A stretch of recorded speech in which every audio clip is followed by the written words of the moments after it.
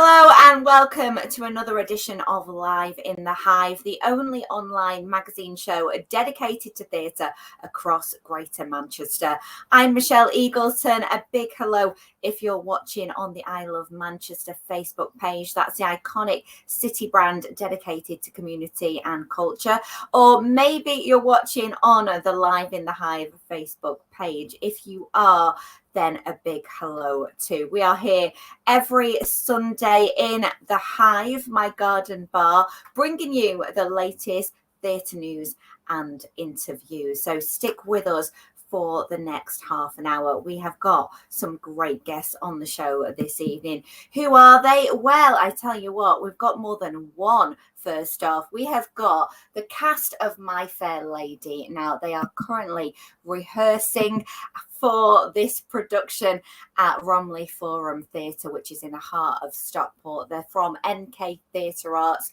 They're a brilliant company, and I had the pleasure of meeting them last week, going behind the scenes on some of those rehearsals. It's fantastic. I'm very excited for you to see that one. And also, we have got a wonderful actor called Annabel Baldwin.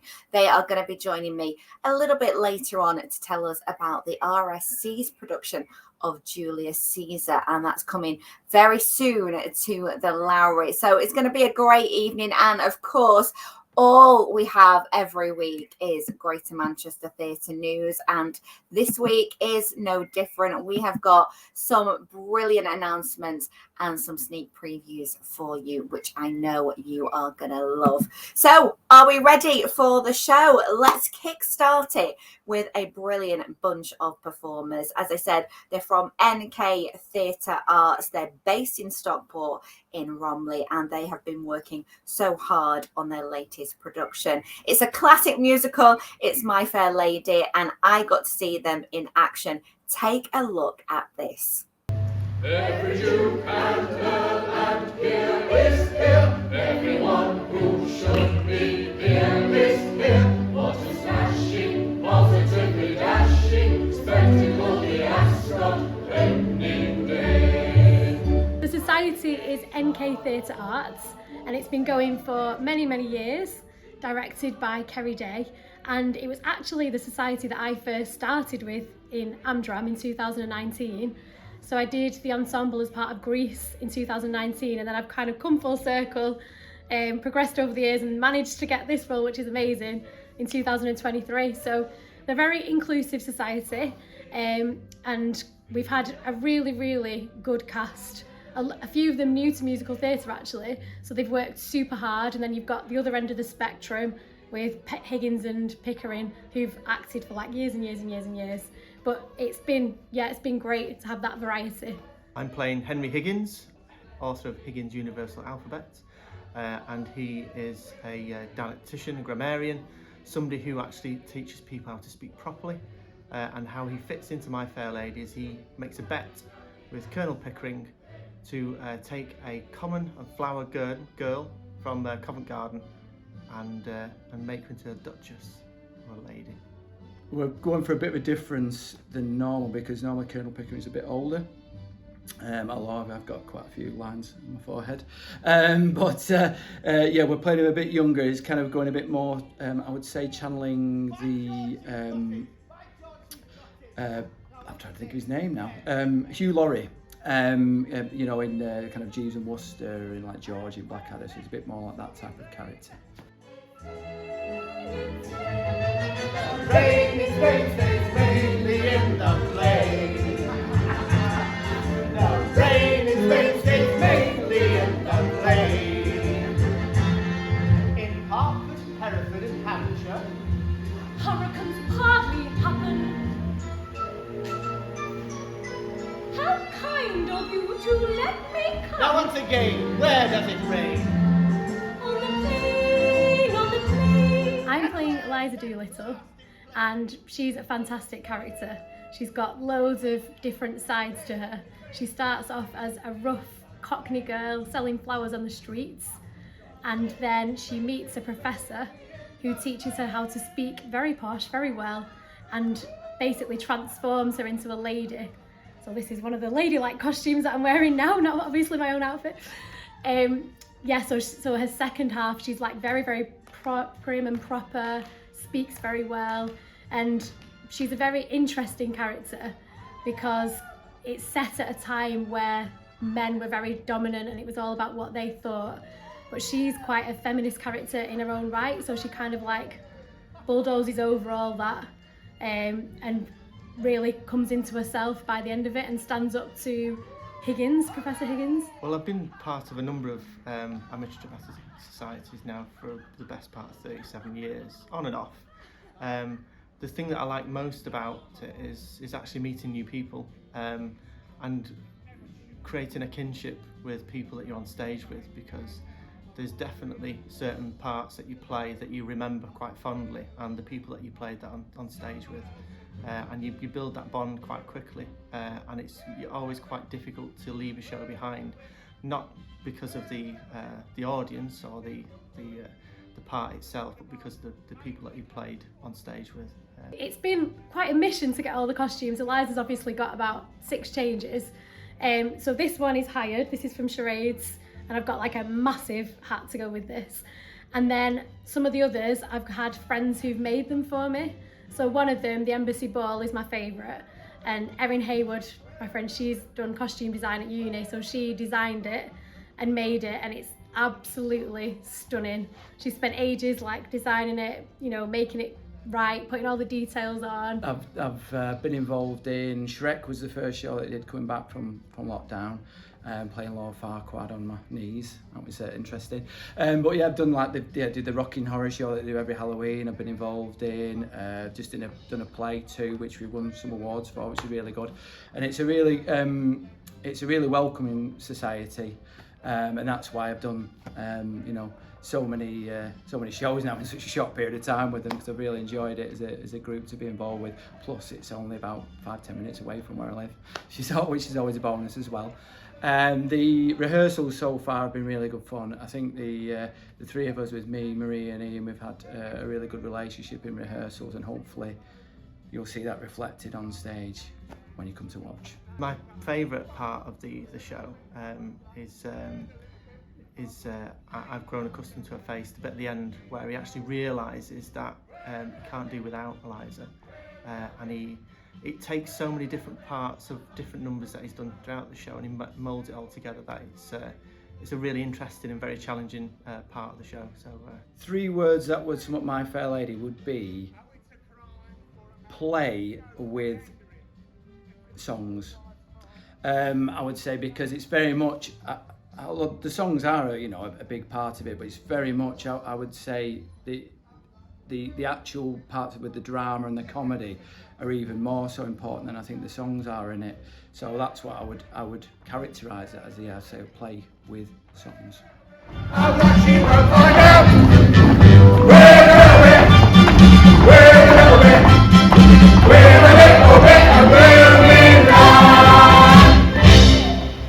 How fantastic are they? I loved going down and catching that rehearsal. This is going to be a great show. The 21st to the 24th of June. It's on at Romley Forum, which is in the heart of Stockport. Get your tickets for that now. Go to their Facebook page, NK Theatre Arts. All the details are on there, and also on the Romley Forum's website. Now, talking of fantastic productions still to come on the show, I'm going to be joined by Annabel Baldwin. They are starring in the RSC's production of Julius Caesar, which is coming to the Lowry very, very soon. It's an exciting production. It's fresh. It's new. You are gonna love it. And talking of shows that you are gonna love coming to our fair city, well, it's time for this. Yes, Greater Manchester Theatre News, the time when we tell you some of the announcements made about what's on its way to Greater Manchester. Well, this show looks fantastic. It's called Message in a Bottle. It comes to the Lowry from the 27th to the 29th of July. It's a brand new dance theatre production by Sadler's Wells associate artist Kate Prince, and as you can see from the title, it's set to the music of 17-time Grammy award-winning artist Sting. So you're going to have some of his hits like Every Breath You Take, Roxanne, Every Little Thing She Does Is Magic, and get this, they are performed by award-winning actress and singer Beverly Knight and Linval Golding, who you might know from the specials. Now, the story is all about a village alive with joyous celebrations, but suddenly it comes under siege, and in the chaos, 3 siblings, Leto, Matty and Tana, are separated from their parents. I think this is going to be brilliant. It's only on for a couple of dates at the Lowry, so if you can get to see it, definitely one to watch. Talking of the Lowry, well, they've had a very special visitor there this week. Yes, this guy, Richard Parker. He's a life-size puppeted Bengali tiger that features in the show Life of Pi, which is coming to the Lowry for the Christmas season. I went to see this in the West End earlier this year. It is amazing what they do with puppets. You actually think that that tiger comes to life. You might remember it as a film. It was award-winning as a film. On stage, it is just breathtaking. And don't take my word for it. Let's take a look at that puppet in action.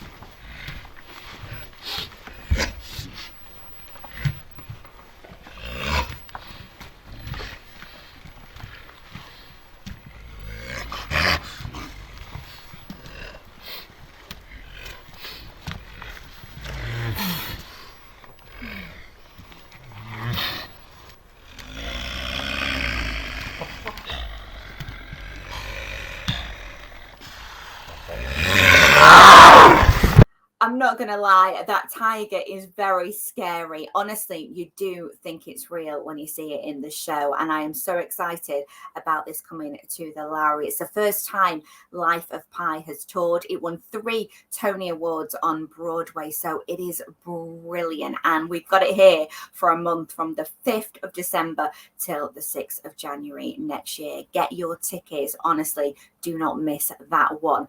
Now, saying with the Lowry, my next guest is wowing audiences up and down the country with the tour of the RSC's production of Julius Caesar. It's winging its way to the Lowry very soon. I had to catch up with them to tell me more about it. But first off, let's take a look at the trailer. Be not deceived. If I have veiled my look, I turn the trouble of my countenance merely upon myself. Vexed I am of late with passions of some difference, conceptions only proper to myself, which give some soil perhaps to my behaviours. But let not therefore my good friends be grieved, among which number, Cassius, be you one. Nor construe any further my neglect than that poor Brutus, with herself at war, forgets the shows of love to all her friends. Annabel, it is great to have you on Live in the Hive. This production sounds absolutely exciting. Tell us a little bit about what we can expect. It's Julius Caesar, and it is a very modern approach to the play. It's really punchy. It's not the traditional play. We're not in togas. A lot of the parts aren't played by men. So it's a really exciting new production. I mean, it is. It's exploring lots of different angles. And I think when that takes place with Shakespeare, it really gives it a new, fresh look, doesn't it? Yeah. So the way that we've cast it, the way that we've made it, we are asking people to take away from the production things that maybe haven't previously been taken away from them. And it really throws up a lot of questions about contemporary society. And by putting on this show and making it look like modern society, people can then make those comparisons easier and really think about their own world, their own society and politics as it is today. I love the fact that it is getting people talking, because people are coming out of this production and saying, you know, it's like nothing we've ever seen before or experienced, and it's really blown them away. How does that make you feel as an actor to hear that about something that you're in? Yeah, it's great. It's you can really see and feel the audience when you're in there. There's a lot of direct address, talking to people, and you can see people's expressions. You can see how things are being taken as it happens, and it's really fun and like exciting for us as actors to see people being challenged and sort of watching and like having that reaction in the moment of like, oh, I didn't expect that to happen, and oh, okay, yeah, now I'm thinking about that. And I'm looking at you, and we can really feel that in the moment, and feel that when they leave at the end of the day, and people are challenged by it, which is really exciting. I think it's really good. It's really important that theatre does that for audiences, and some people are feeling like very seen by the production and feel themselves being represented on stage, and that's really exciting as well. And we've got like really bold things in the show that I think are like that shock factor of like huge, like amazing music, like originally produced music for the show, and movement and a chorus. There's a lot going on, and projection. It's like visually there's a lot for people to take in. Well, you mentioned the chorus then. Now, this is something that I think is really exciting and great that you're doing. You're actually having a community chorus at every different stop on the tour from the area that it's from. So when it's here in Salford, we're going to get that and them joining us. That's brilliant. Yeah, it's amazing because people join the community chorus and they are community leaders from wherever we're visiting. So in Salford, we have a youth worker, we have a local primary school teacher, we have someone who coordinates activities for, I'm checking here because I do not want to get it wrong, because they are very check away, Annabel. Coordinates activities for Salford's home education group. Got a local primary school teacher at Pendleton School of Theatre, and the youth worker is for Greater Manchester Youth Network. And these people are doing like incredible work. Like you meet them and you're actors and you're like, I'm so sorry that I'm doing nothing for the world. But they're like, and they come into the chorus and they bring their communities to come and see the show. And often we've had people who've never been to the theatre. We've had people who've worked with refugees, and those people come with their families to come to the theatre. And it's like, that's quite an amazing thing, I think, to be able to achieve through a play. And they also really add something to the show. They are the embodiment of the fates, and they work with the character of the soothsayer, who like famously says, "Beware the Ides of March." And these women basically, through song, will tell you to beware the Ides of March, and then tell you that you kind of didn't beware the Ides of March, and now the fates are going to get you. And that's what they're doing the whole time. It's great. I think it's brilliant, and it's such a great thing to involve people from those particular areas. Amazing. Do they rehearse then separately prior to you coming? Is that how it happens? Yes, so they have, I think they meet every week for about 7 weeks. Wow. So they really know each other by the time we meet them. And we have music composed and written for the show. And it's really guttural, and I think there's a lot of rehearsal going into like learning how to make that sound on stage confidently. It's really scary to expose your voice to people. People find it's a really scary experience, and these people often haven't performed, and there's a lot to rehearse and become confident in, but it's also about bringing those people together so they feel safe and comfortable, so that when we meet them on the Tuesday, when we arrive in the town, we do we tech them in, we do it once through, and then that evening they go on. So it's like they have the rehearsal and then they go, wow. Yeah. Gosh. It's an incredible. You never know. I mean, that might whet their appetite for actually continuing after doing this, and it's brilliant to see that inspiring other people. But do you know what? We've talked about lots of things. We haven't talked about your character, because you're playing Cassius. Tell us a little bit about the role of Cassius, and how Cassius fits in to Julius Caesar for anybody who's not seen it. So Cassius is a senator of Rome, quite high up. In our production, I play her. When Caesar comes back from war, he is becoming like a king-like figure. He's becoming like a dictator, and he starts acting like a king. And in Rome, like, their democracy is really important. So Cassius believes that he has to die. And the way that has to happen is that Cassius has to get Brutus on board, who is one of her best friends, and also other senators, and they group together to murder Caesar, sort of in the name of like democracy, but there's also like personal reasons engaged in it, and basically Cassius drives that plot, drives that action, and she throws up that question of what do you do when someone is taking it too far, is becoming too much of a leader, having too much power, wielding too much power, and how far would you go to stop that? What would you do? It's like the activists of today who are like throwing tomato soup and doing all of those political acts. Like, what would you do? It's not to be liked, to like do the right thing for what you think the right thing is for people. She sounds quite devious. Is it a joy to kind of get your teeth into this role? Yeah, it is. It is. She thinks very fast, and that's really fun to imagine that you're that smart. And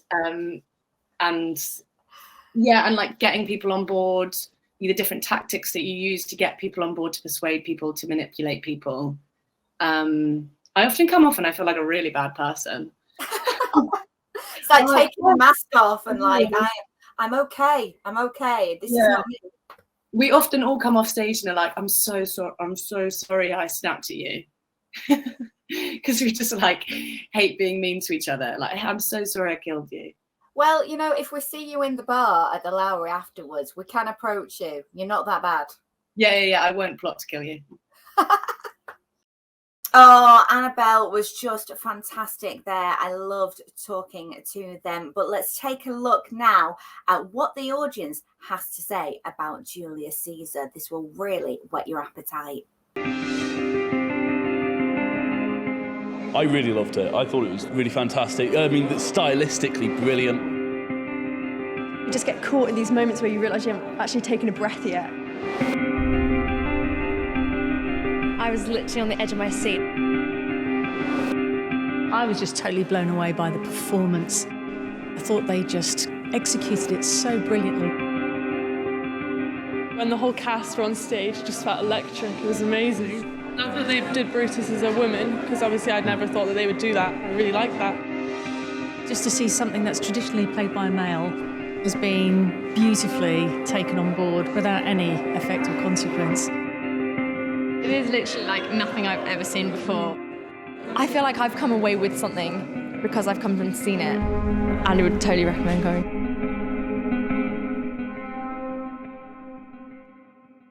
Two fabulous productions we've had the pleasure of being on Live in the Hive tonight. Julius Caesar, and before that, My Fair Lady, with a cast from NK Theatre Arts. And talking of productions, well, before we go, we do need to mention this one because, yes, the countdown is on. It's just around the corner now. Have you got your tickets? Are you joining us? This is our Live in the Hive outside of the Hive as part of Greater Manchester Fringe Festival.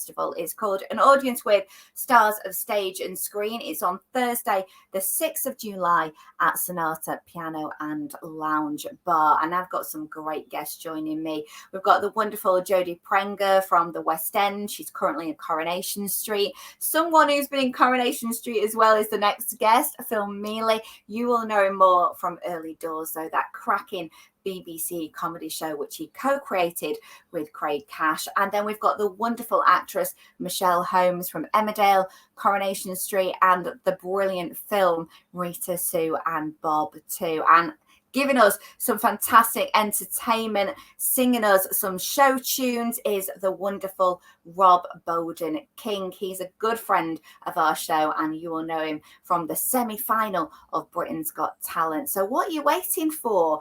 Get those tickets. They are just £15 and you can be in that live audience, and all the ticket money raised is going direct to Prevent Breast Cancer, which is a fantastic charity dedicated to the prediction and prevention of breast cancer, and it's based right here in Manchester at Wythenshawe. So yes, please come along if you can. Get your tickets from going to the Greater Manchester Fringe website. That's greatermanchesterfringe.co.uk. And of course, I will see you here every Sunday in my garden bar, The Hive, with more news and interviews from the world of theatre. If you want to find out what's going on in the theatre world in the meantime, and maybe what to see, where to go, then do head over to the I Love Manchester website. All of the information is on there. And give us a follow on our socials. We would love that on Twitter and on Instagram. We are at Live in the Hive 21. And spread the word as well. If you love tonight's show, then please do join us next week. As I say, I'll be here. Hopefully you'll be joining me too. Have a great week. And until then, I will see you Sunday. Bye for now.